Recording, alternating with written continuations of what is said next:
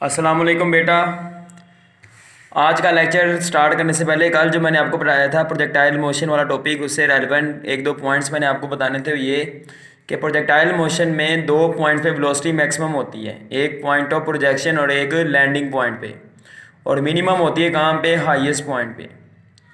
अब क्यों? क्योंकि पॉइंट ऑफ प्रोजेक्शन पे दोनों कंपोनेंट ऑफ वेलोसिटी जो होते हैं ना, वो मैक्सिमम वैल्यू पे होते हैं कि स्टार्टिंग पॉइंट पे वेलोसिटी अलोंग एक्स एक्सिस भी ज़्यादा होगी, अलोंग वाई एक्सिस भी। अब जो बॉडी ऊपर जाएगी ना, velocity along X axis constant ही रहेगी, क्योंकि during along X axis projectile motion में कोई फोर्स अमल नहीं करती। तो आप देखें अलोंग एक्स एक्सिस मैंने वेलोसिटी का वेक्टर हर जगह सेम बनाया है, लेकिन अलोंग वाई एक्सिस वेलोसिटी का वेक्टर देखें स्टार्टिंग पॉइंट पे उसकी लेंथ ज़्यादा है, थोड़ी ऊपर जाके मैंने लेंथ कम कर दी है। मतलब कि अलोंग वाई एक्सिस वेलोसिटी क्या करेगी? डिक्रीज। और हाईएस्ट पॉइंट पे मैंने ख़त्म ही कर दिया है कि हाईएस्ट पॉइंट पे वर्टिकल कंपोनेंट ऑफ वेलोसिटी क्या होगा? जीरो। फिर जब बॉडी नीचे आना शुरू हुई है, फिर वर्टिकल कंपोनेंट ऑफ वेलोसिटी की लेंथ बढ़ना शुरू हो गई है, लेकिन along X axis velocity constant रहती है। इसलिए हाईएस्ट पॉइंट पे हम कहते हैं वेलोसिटी मिनिमम होगी, क्योंकि वहाँ पे अलोंग एक्स एक्सिस वेलोसिटी सिर्फ होती है। अगर कहना हाईएस्ट पॉइंट पे टोटल वेलोसिटी ऑफ प्रोजेक्टाइल क्या है, आपने कहना मिनिमम। लेकिन अगर सिर्फ कहें वर्टिकल कंपोनेंट ऑफ वेलोसिटी क्या है, तो आपने कहना सर जीरो। अब आज के लेक्चर में मैं जो बात स्टार्ट करने लगा वो है हाइट ऑफ प्रोजेक्टाइल। कि प्रोजेक्टाइल मोशन में हम जब किसी बॉडी को इस तरह फेंकते हैं ना, तो उसकी हाइट का फॉर्मूला हमने ड्राइव करना है। हाइट ऑफ प्रोजेक्टाइल से मुराद होता है maximum vertical distance covered by projectile. के प्रोजेक्टाइल जो मैक्सिमम हाइट कवर करती है ना, वर्टिकल डिस्टेंस जो कवर करती है, उसे हम हाइट ऑफ प्रोजेक्टाइल कहते हैं। ठीक है। अब इसका फॉर्मूला मैंने ड्राइव करने के लिए थर्ड इक्वेशन ऑफ मोशन को यूज़ करना है। थर्ड इक्वेशन ऑफ मोशन है 2as equal to v f square minus we i square. मैं एक्सेलरेशन को यहाँ पे माइनस जी पुट कर दूंगा, क्योंकि बॉडी अगेंस्ट जी ग्रेविटी जा रही है।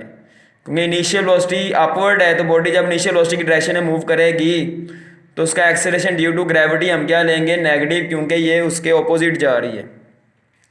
और एस को मैं यहाँ पे एच पुट कर दूंगा, यानी कि हाइट के इक्वल, क्योंकि यहाँ पे वर्टिकल डिस्टेंस को हम हाइट से डिनोट कर रहे हैं।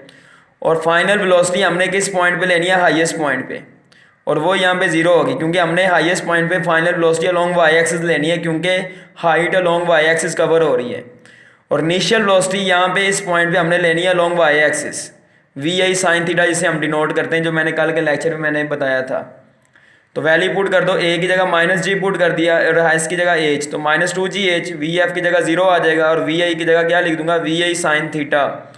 अब उसका स्क्वायर मैं करूँगा, ठीक है। Zero minus we I sine theta का स्क्वायर मैं जब करूँगा तो minus we I square sine square theta आ जाएगा राइट साइड पे, और लेफ्ट साइड पे minus two G H minus minus से कट गया। ये मेरे पास हाइट ऑफ प्रोजेक्टाइल का फॉर्मूला बन गया। हाइट ऑफ प्रोजेक्टाइल का ये पूरा फॉर्मूला एमसीक्यू में पूछ सकते हैं। और हाइट ऑफ प्रोजेक्टाइल का ये फॉर्मूला बता रहा है कि हाइट डायरेक्टली प्रोपोर्शनल होती है साइन स्क्वायर थीटा का। ये भी एमसीक्यू आता है कि हाइट ऑफ प्रोजेक्टाइल किसके डायरेक्टली प्रोपोर्शनल है? Sine theta, sign square theta या कुछ और, तो आपने कहना है साइन स्क्वायर थीटा।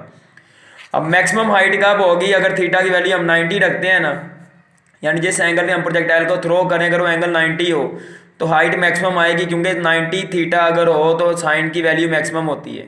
तो अगर आप थीटा 90 पुट करो, साइन 90 क्या होता है? 1, तो साइन स्क्वायर ऑफ 90 भी क्या हो जाएगा? 1। तो ये हमारे पास मैक्सिमम हाइट का फॉर्मूला बन गया। ये भी आपसे एमसीक्यूज में पूछ सकते हैं। फिर हमने नेक्स्ट जो आज के लेक्चर में डिस्कस करना है, अगला टॉपिक वो है टाइम ऑफ फ्लाइट।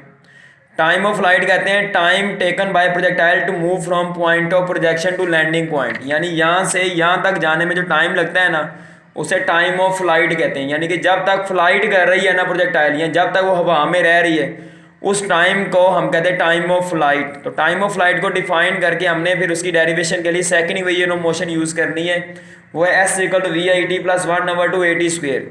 यहाँ पे हम एस को जीरो पुट कर देंगे, क्योंकि यहाँ पे हमने क्यों जीरो पुट किया? क्योंकि जब कोई बॉडी प्रोजेक्टाइल मोशन में होती है ना, तो उसकी नेट वर्टिकल डिस्टेंस फ्लाइट के दौरान जीरो कवर होती है। देखिए फर्ज किया बॉडी 5 मीटर ऊपर गई है, फिर 5 मीटर नीचे आ गई है, तो नेट वर्टिकल डिस्प्लेसमेंट क्या हो जाएगा? जीरो। तो हमने इस फॉर्मूले में वर्टिकल डिस्प्लेसमेंट पुट करना है, क्योंकि फ्लाइट वर्टिकल होती है, तो एस यहाँ पे जीरो होगा, because net vertical displacement is zero. Projectile motion में ओवरऑल सिर्फ हॉरिजॉन्टल डिस्प्लेसमेंट ही कवर हो रहा है, इस केस में वर्टिकल नेट डिस्प्लेसमेंट जीरो है। हाइट के फॉर्मूले में हमने एस को जीरो क्यों नहीं किया? क्योंकि वहां पे मैं सिर्फ यहाँ से यहाँ तक बात कर रहा था, लेकिन टाइम ऑफ फ्लाइट के लिए हमने ओवरऑल बात जब करेंगे तो नेट वर्टिकल डिस्टेंस क्या होगी? जीरो। और वी आई यहाँ पे मैं जो पुट करूंगा वी आई वाई के इक्वल रखूंगा, यानी कि इनिशियल कंपोनेंट जो वर्टिकल कंपोनेंट ऑफ वेलोसिटी है वो मैं यहाँ पे पुट करूंगा वी आई की जगह, क्योंकि फ्लाइट अलोंग वाई एक्सिस है। तो वी आई इज इक्वल आ जाएगा v i y which is equal to v I sine theta as I told you yesterday. और एक्सेलरेशन मैंने यहाँ पे माइनस जी के इक्वल पुट करना है, क्योंकि flight overall against the gravity है। यहाँ आप देखो इनिशियल वेलोसिटी के लिहाज से हमने बाकी कंपोनेंट को पुट करना होता है ना, तो इनिशियल वेलोसिटी अपवर्ड है, तो इनिशियल वेलोसिटी के लिहाज से acceleration of the body due to gravity जो है हम क्या लेंगे, नेगेटिव। हमने इनिशियल वेलोसिटी के साथ देखना होता है। मैंने इक्वेशन ऑफ मोशन में भी आपको बताया था कि इक्वेशन ऑफ मोशन में हमने इनिशियल वेलोसिटी हमेशा पॉजिटिव लेते हैं और बाकी पैरामीटर्स को हम उसके लिहाज से देख के साइन असाइन करते हैं। तो यहाँ पे इनिशियल वेलोसिटी के लिहाज से बॉडी का एक्सेलरेशन जो होगा ड्यू टू ग्रेविटी हम उसे नेगेटिव कहेंगे, क्योंकि उसकी डायरेक्शन इनिशियल वेलोसिटी के ऑपोजिट है, इसलिए हमने यहाँ पे ए को माइनस जी के इक्वल पुट कर देना है। तो बेटा हम जब वैल्यू पुट करेंगे तो एस की जगह 0 आ जाएगा और वी आई की जगह आ जाएगा वी आई साइन थीटा 60 वैसे ही आ जाएगा -1/2 जी टी स्क्वेयर, क्योंकि जब ए की जगह मैं माइनस जी पुट करूंगा यहाँ पे तो ये -1/2 जी टी स्क्वेयर आ जाएगा। अब ये माइनस वाली रकम इधर आगे प्लस टी स्क्वेयर से कट जाएगा, 2 उधर जाके मल्टीप्लाई होगा, 2 वी आई साइन थीटा जी नीचे आकर क्या हो जाएगा डिवाइड, ये टाइम ऑफ फ्लाइट का फॉर्मूला बन गया। ये भी पूरा फॉर्मूला एमसीक्यू में पूछ सकते हैं। और यहाँ से हमें पता चल रहा है कि time of flight sine theta के डायरेक्टली प्रोपोर्शनल है, जबकि हाइट साइन स्क्वेयर के डायरेक्टली प्रोपोर्शनल है। हाइट जो है ना वो इनिशियल वेलोसिटी के स्क्वायर के डायरेक्टली प्रोपोर्शनल होती है, जबकि time of flight simple initial velocity के डायरेक्टली प्रोपोर्शनल होता है। और मैक्सिमम टाइम ऑफ फ्लाइट भी 90 डिग्री पे होता है। अगर आप थीटा 90 पुट कर दो साइन 91 तो मैक्सिमम टाइम ऑफ फ्लाइट का फॉर्मूला आ जाएगा 2vi/g। आगे रेंज ऑफ प्रोजेक्टाइल को हमने डिस्कस करना है। रेंज ऑफ प्रोजेक्टाइल से मुराद है maximum horizontal distance covered by projectile, कि अलोंग एक्स एक्स जो डिस्टेंस कवर करती है ना बॉडी, जो एक खास एंगल पे हम लॉन्च करते हैं उसकी मैक्सिमम हॉरिजॉन्टल डिस्टेंस जो होती है इसे हम कहते हैं रेंज। ये जब पाकिस्तान मिसाइलों का तजर्बा करता है, कहते हैं ना हमने मिसाइल का तजर्बा किया, इसकी रेंज इतनी है, मतलब इतनी दूर जाके हिट करता है वो। अब रेंज का फॉर्मूला ड्राइव करने के लिए हम इक्वेशन ऑफ मोशन नहीं यूज़ कर रहे हैं, simple s equal to we t इसलिए इस्तेमाल कर रहे हैं क्योंकि इक्वेशन ऑफ मोशन हमें यूज़ करने की ज़रूरत उस वक्त पड़ती है जब बॉडी की वेलोसिटी चेंज हो रही हो।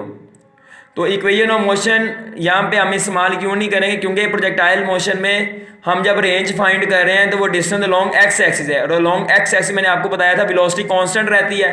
और जब आप कोई डिस्टेंस फाइंड कर रहे हो जिसमें वेलोसिटी कांस्टेंट हो तो आप डिस्टेंस फाइंड करने के लिए simple formula S equal to we T ही इस्तेमाल कर लोगे बजाय पूरी इक्वेशन ऑफ मोशन को यूज़ करने के।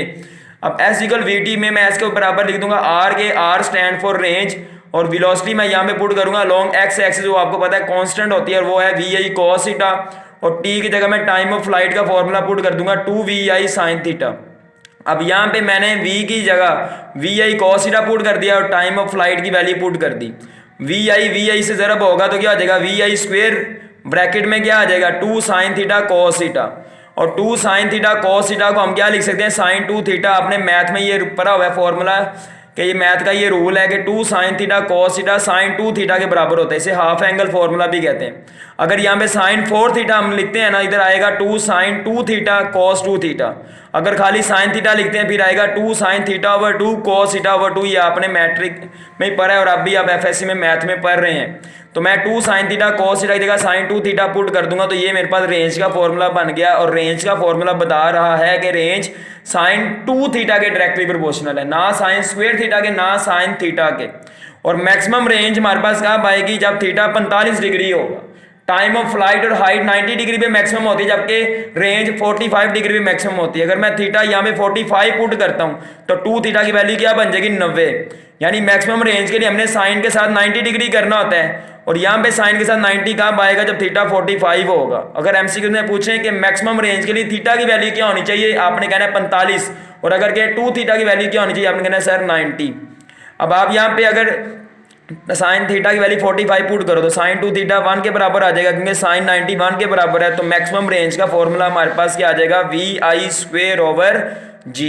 ठीक है, तो आज का लेक्चर यहाँ पे कंप्लीट होता है। ये भी लॉन्ग क्वेश्चन आता है, हाइट रेंज और टाइम ऑफ फ्लाइट 3 में से कोई से 2 पूछते हैं लॉन्ग क्वेश्चन में, शॉर्ट क्वेश्चन में कोई एक पूछ सकते हैं। साथ प्रोजेक्टाइल की डेफिनेशन भी पूछते हैं प्रोजेक्टाइल मोशन की। ठीक है, ये बहुत अहम लॉन्ग क्वेश्चन है, जो हमने कल पढ़ा था उससे ज़्यादा ये इंपॉर्टेंट है न्यूमेरिकली भी और लॉन्ग के लिहाज से भी। तो लेकिन वो भी आपने प्रिपेयर अच्छे से करना है जो मैंने कल पढ़ाया था। तो आज का लेक्चर यहाँ पे कंप्लीट होता है इंशाल्लाह, बाकी हम कल पढ़ेंगे। कोई क्वेश्चन हो लाजमी आपने पूछना है। अल्लाह हाफिज़।